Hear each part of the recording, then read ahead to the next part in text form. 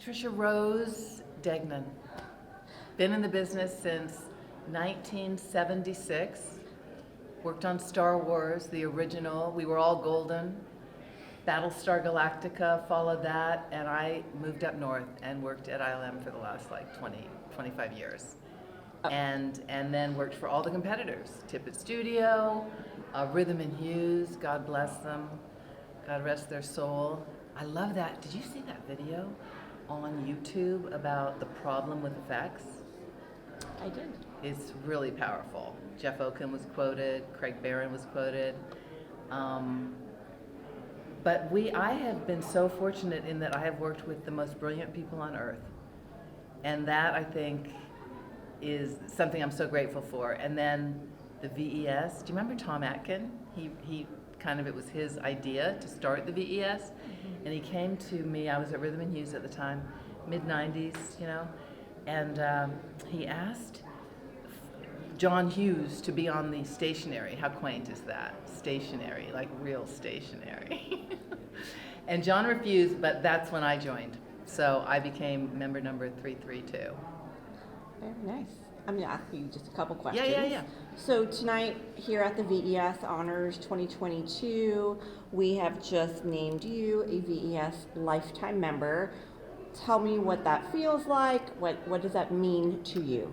Lisa Cook, your chairperson of the board, and I could not believe it. I thought it was, you know, like they call you with the Nobel Prize, you know, and you think it's a joke.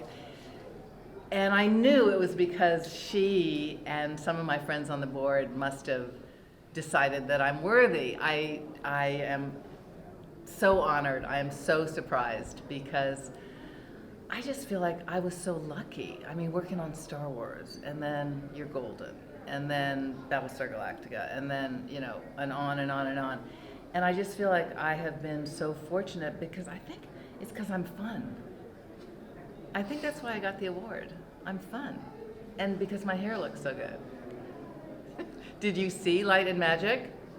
Lawrence Kasdan captured the essence of the energy, the youthfulness, and I do think it's the youth, which is what I love about the VES is we honor the old guard.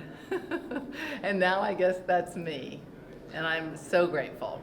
Well, let's just touch on that. So you have been in the industry for a while, and you are viewed as a role model. So when you think about young folks, aspiring professionals, especially young women, at the start of their journey, do you have any advice you want to give to them? Yes. Be the best. Show up, stay late, get there early, volunteer, be the best worker you can be, and you will rise. I think, you know, I'm a big believer in families and in friends and in balancing your life, and I hate the fact that the visual effects industry does suck the blood out of you now. People are working so many hours and people, you know, iterate instead of figure out what you're going to do. I mean, I thought Previous was going to solve that. But young people and mentoring is so important to our industry. And we've grown. I mean, look at the size. It was started at 75 people, now it's hundreds of thousands. It was a $3 million industry on Star Wars, and now it's a $25 billion industry. So we need the next generation. We need to motivate and inspire them, and that's what I'm doing through the VES, is working with school outreach and reaching out to people. We're doing this whole series, apprenticeship speaker series, because we need women's voices. We need people of color's voices. We are, you know, shamefully, this industry is still very male-dominated and very white male-dominated. So I love white males, but let's expand beyond and bring in all these people of color. I think this all started when George Floyd was murdered, and I was on the board at the time, and I said, we got to do something. We got to reach out. We got to do some school outreach. And I'm very grateful that Arnon from Sony is heading up the education committee, and that's the one I'm working on. And where everyone says yes. That's the beauty of being an old person and being well connected. I'm able to ask all these great people to be speakers at high schools and colleges, and they all say yes. That's part of the community. And I think what Pam Hogarth said at the end about our being a community is so important. And you know, I do parties. I always throw like Star Wars 40th anniversary, Empire's 40th anniversary, next year hopefully Return of the Jedi's 40th anniversary. And I also put on the funerals. And hundreds of people come. And they're so happy to be in the room, and they're so happy to hug each other and be grateful. And that is what the VES means to me, is community. I have two more questions for Okay. you.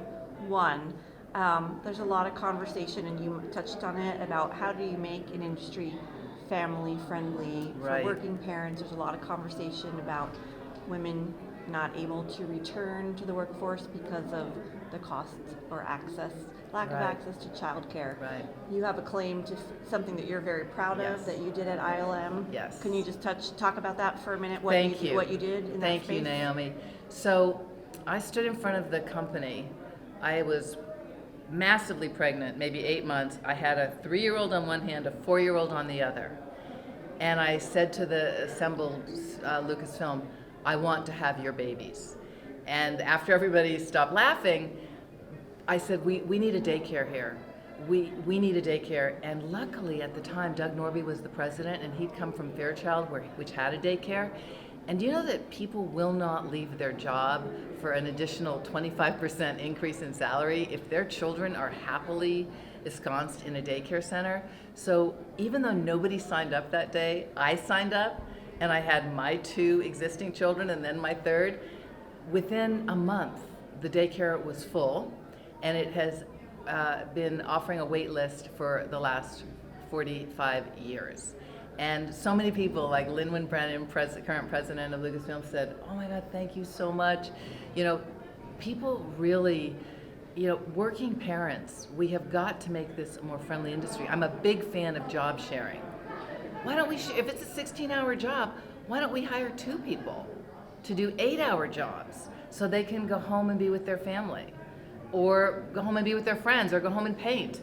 Whatever it is that they love to do, having a balanced life, I think, is a huge goal for our industry and something that we should work toward.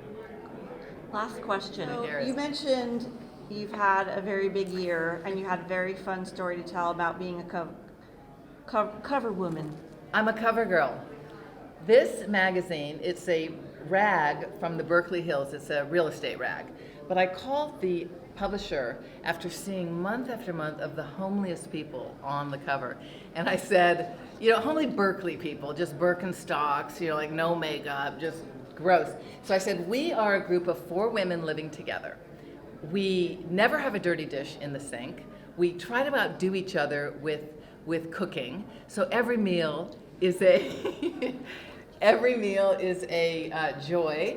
And we, you know, who wants to be alone? Who wants to watch TV alone? We share all expenses. Anyway, the publisher asked if she could get on our wait list to be a member of our household if anybody happens to move on. So we are Golden Girls 2.0. I'd be happy to send you the magazine.